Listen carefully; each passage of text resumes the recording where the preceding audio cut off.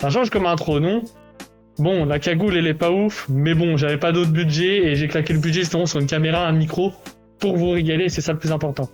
Et justement, en vous parlant de régaler, de base, je voulais faire un épisode d'Underdog, car je sais que ça vous plaît, c'est un concept qui me plaît aussi, qui lie mes passions par rapport au sport et par rapport au storytelling, de raconter des belles histoires dignes d'un film cliché hollywoodien des années 80.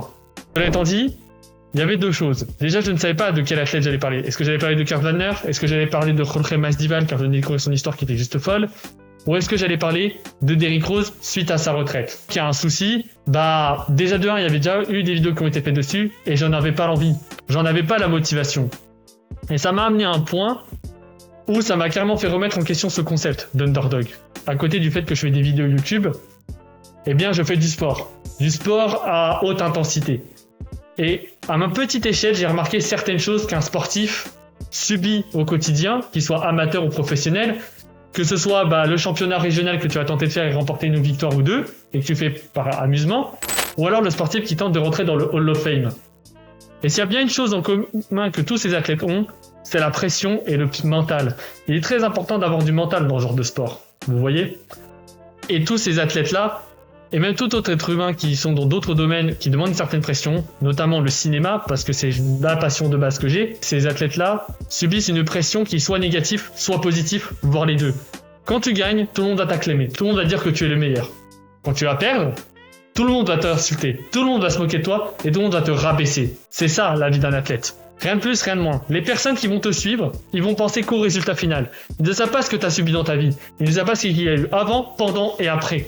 Et ils veulent pas le savoir. Eux, ils veulent des résultats concrets. Et ça, c'est le point commun qui lie tous les athlètes et aussi le cinéma et le sport. Des personnes qui vont travailler dans ce domaine, qu'ils soient acteurs, entraîneurs, cadreurs, athlètes et autres. Ce sont des personnes qui vont subir une pression, qui n'ont pas le droit à l'échec, qui n'ont droit qu'au succès, où il n'y a pas d'entre-deux, où ils doivent constamment se remettre en question, constamment remettre en question leur travail. Et en tant qu'athlète à petite échelle et créateur de contenu à petite échelle aussi, j'ai subi cette pression-là. De devoir se remettre en question, de penser que je suis proche de l'échec plus du succès, de recevoir des critiques négatives, des retours négatifs qui sont à la fois construits et pas construits. Et ce sont donc deux de mes passions qui sont la vidéo et le sport. Et même les ligues sportives telles que la NBA, la NFL, de représenter ces moments d'histoire, ce storytelling, de la chute pour mieux rebondir, de l'échec puis du succès, que la victoire ne vient jamais sans échec. Et quand je vous parle de cela, vous pensez sûrement à un athlète. Enfin, un athlète qui n'existe pas réellement, mais qui est incarné par une personne réelle, qui a littéralement transmis sa personnalité dans ce personnage-là.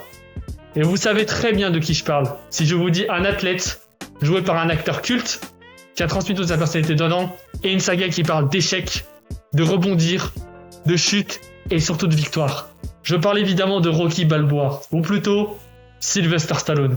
Mais alors la question, de quel Rocky je vais parler? Car oui, la saga comporte 9 films, 6 films principaux, 3 spin-offs, 2 personnages différents, 2 philosophies différentes.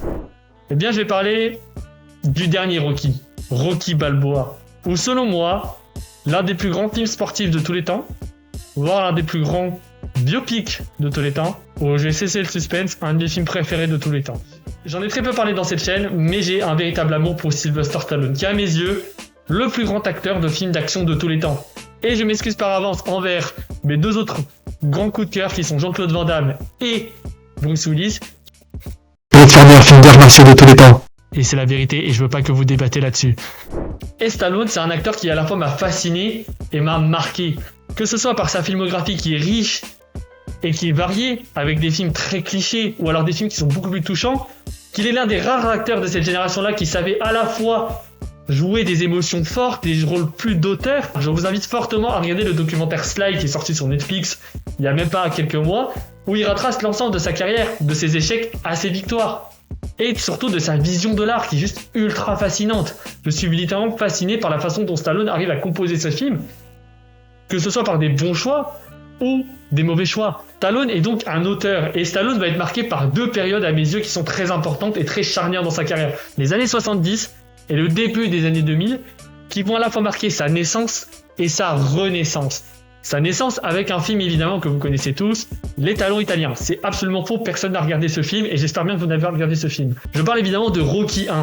Rocky 1 va marquer une véritable surprise à Hollywood, une véritable cassure.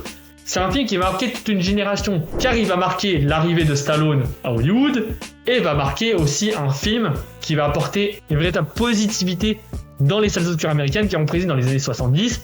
L'Amérique passait une période très très difficile et très noire dans son ère.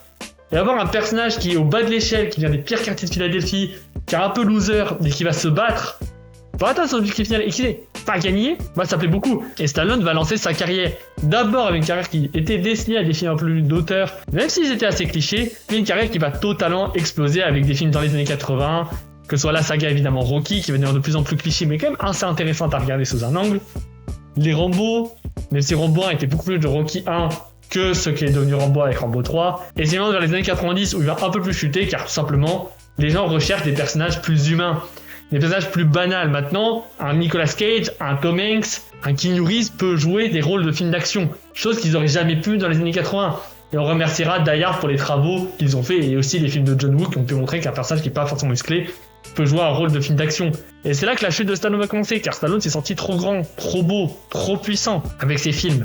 Et c'est là que le renouveau va arriver dans les années 2000. Car Stallone va décider de revenir sur le ring, de recogner et cogner fort. Car si Rocky nous a appris une chose dans cette saga, c'est que notre vie, on passe par plusieurs étapes. Et Rocky Balboa va parler de la renaissance. Et c'est ce que Stallone va faire dans les années 2000. Déjà avec des films comme Copland, qui va être un vrai tournant dans sa carrière, car il va tout simplement jouer un rôle qui est beaucoup plus humain, beaucoup plus grand de ce qu'il fait dans les années 70. Et un personnage qui ne ressemble pas du tout au personnage que Stallone joue. Le personnage qui joue dans Copland est un flic maladroit, pas le meilleur, handicapé, en surpoids. Et c'était novateur. Et malheureusement, il va tourner dans des films un peu moins bons, que ce soit Get Carter et Driven. Et comme Van Damme l'avait dit, s'il aurait tourné dans deux autres Copland, il aurait marqué un tournant dans sa carrière que personne n'aurait attendu. Et Hollywood va donc encore lui fermer les portes en disant qu'il est un ringard, qu'il a loupé son coche, et que maintenant une nouvelle génération d'acteurs, que ce soit d'auteurs et de films d'action, va arriver à Hollywood, et que c'est le grand changement, le grand remplacement. Mais Stallone ne l'accepte pas. Stallone ne veut pas de cette réalité-là. Et Stallone se rappelle qu'avant d'être Stallone, c'est Rocky Balboa, et que Rocky Balboa refuse de perdre. Et s'il doit perdre, il doit perdre avec la face et la dignité, et se battre jusqu'au bout. Alors il dit, si Hollywood ne veut pas de moi, je vais faire revenir Hollywood avec moi, et avec les personnages qui ont marqué le 7e art à jamais. À un moment dans la carrière d'un sportif, il y a ce qu'on appelle une remise en question, une remise en cause. Savoir où on veut aller dans sa carrière, car un sportif, ou même un acteur, un artiste, ou autre dans n'importe quelle profession, mais je parle d'exemple d'un sportif, va avoir un moment dans sa carrière où il va monter, où il va exploser. Ça va être son prime. Et puis il va avoir la chute, la remise en question. Car soit il va vieillir, soit il va avoir des blessures, soit il va avoir une cassure psychologique. Car, petit disclaimer, prenez soin de votre santé mentale, c'est super important. Faites tout pour, vous devez vous battre. Et quand je vous dis vous battre, c'est pas que aller à la salle, faire du sport ou autre. Il y a plein de moyens pour faire ça. Parlez à vos proches, allez voir un psy. C'est super important et c'est aussi le message de mes vidéos de montrer que même lorsqu'on est en bas, on peut toujours se relever, même si c'est dur, et qu'on doit le faire, car c'est important pour vous et vous méritez bien mieux que cela. Voilà, c'était le petit message que je voulais transmettre dans cette vidéo. Battez-vous, vous méritez mieux que ça. Je reviens sur le sujet et que quand ce sportif atteint cette chute-là, il n'y a que deux choix. Soit chuter encore plus, soit rebondir. Et comme je l'ai dit à l'intro, si vous ne l'avez pas oublié, et j'espère bien, c'est que les personnes qui sont autour de vous vont pas être indulgents. Ils vont pas être tendres avec vous, car soit ils le veulent sincèrement votre succès, soit ils le veulent de manière hypocrite. Surtout les supporters. Et Stallone l'avait bien compris avec ça, car il était au fond de Hollywood. Personne ne voulait de lui. Personne ne s'intéressait à lui. Et donc il a dit, je vais ramener Hollywood à moi. Et comment il va faire? Il va faire ça en 3 films. John Rambo, soit la suite de Rambo 3, qui va être un changement un peu radical dans la saga, car c'est le film le plus violent de la saga et qui va revenir à ce côté plus terre-à-terre de Rambo 1.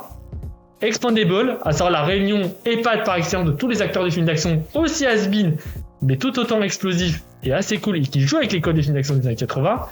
Et évidemment, Rocky Balboa, qui va sûrement être la réponse qu'il va donner à Hollywood. Car les 2 autres films précédents, c'était plus un hommage aux années 80 et aussi le retour d'un personnage qu'il aimait bien. Là, Stallone, c'est son retour au cinéma. Il dit, les gars, je ne suis pas mort, je suis encore là et je vais vous le prouver. Il va tourner le film en 2005 et le sortir en 2006. Le film va être un très gros succès, que ce soit critique et commercial. Et va marquer les esprits parce qu'il représente le vrai retour de Sylvester Stallone et surtout un retour assez fracassant car ce film est à la fois pour moi une suite et un reboot, un remake de Rocky 1.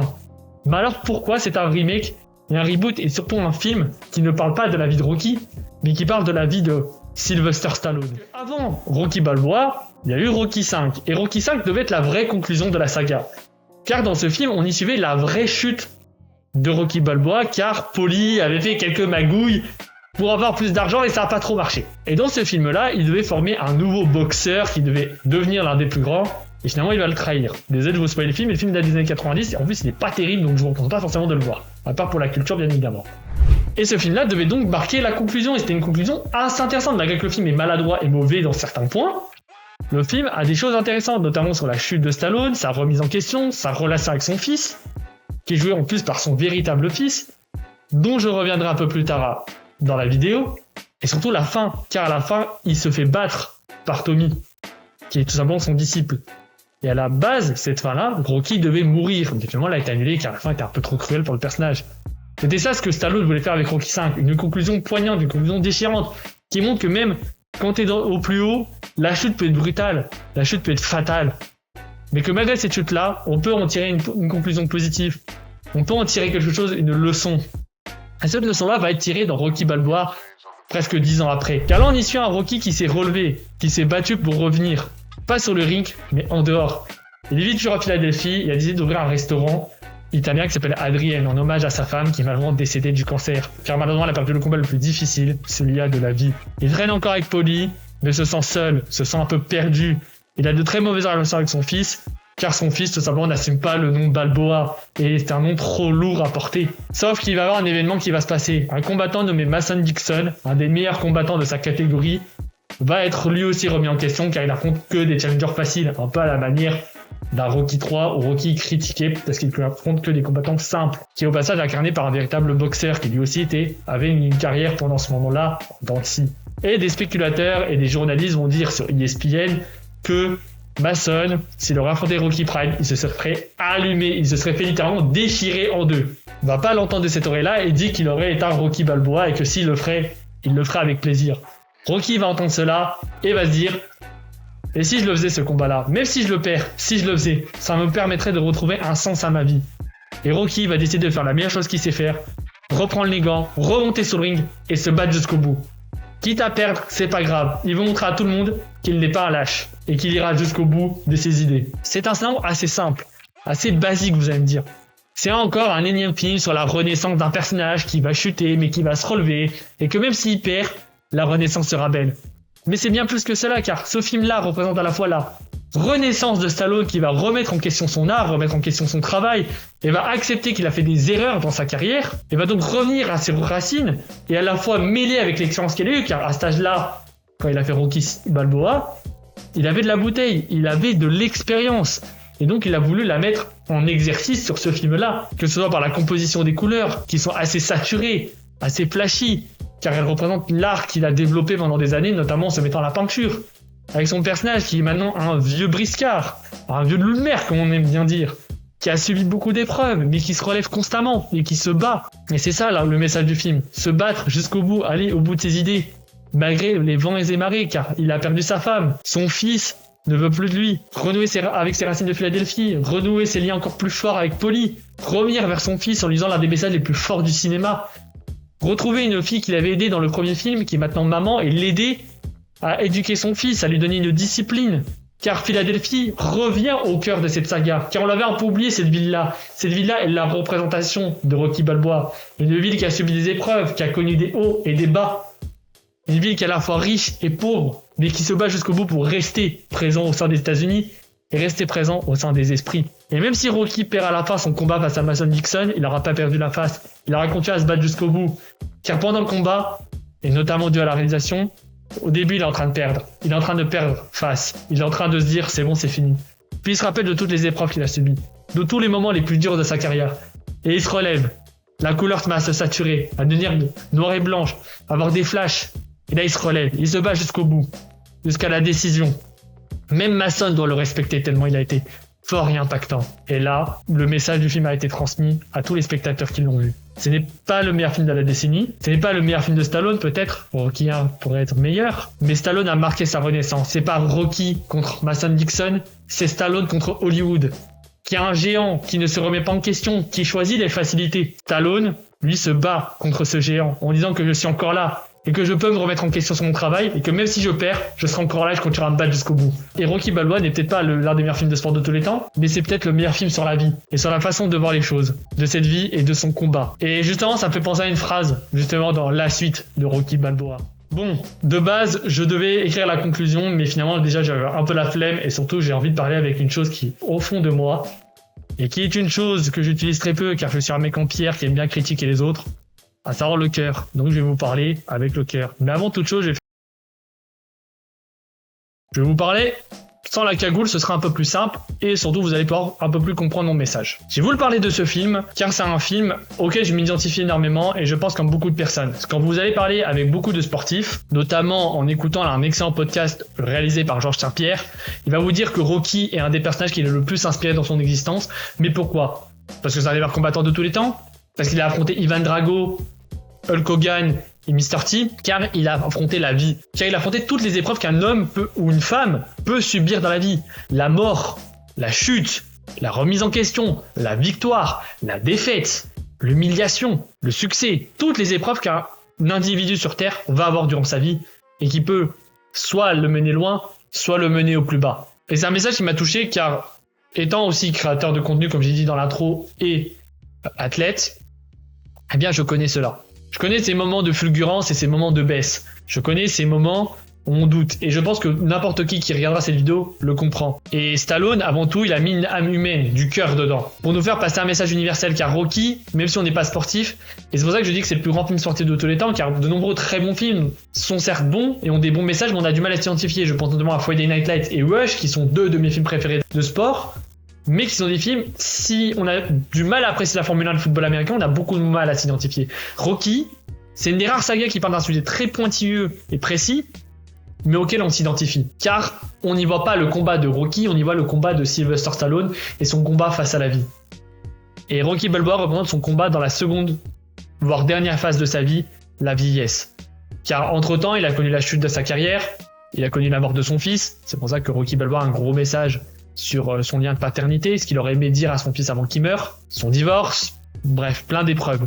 Il a voulu les représenter, tous les coups qu'il s'est pris, mais qu'à chaque fois, il se relève et transmettre un message à toutes les personnes qui seront dans les salles obscures ou dans leur maison et dire « Moi aussi j'ai connu des épreuves, même si j'étais au plus haut, même si j'étais peut-être votre idole, mais je me suis toujours relevé, je me suis rebattu, alors pourquoi pas vous ?»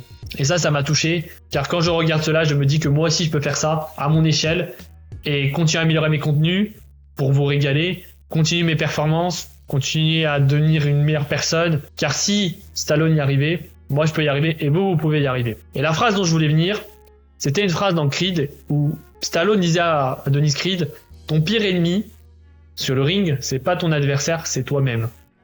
C'est ton orgueil, ta stupidité. Et je pense que c'est le message peut-être le plus fort de la saga. Et le message qui est le mieux retranscrit dans Rocky Balboa. Car Rocky Balboa, son pire ennemi, c'est pas Mason Dixon. Et c'est aussi Hollywood d'un autre côté. C'est aussi lui. Car c'est son orgueil qui a tué sa carrière, c'est son avarice pour l'argent, et c'est le courage qui lui a donné son Oscar, c'est le courage qui lui a donné son succès, c'est sa persévérance, son développement artistique.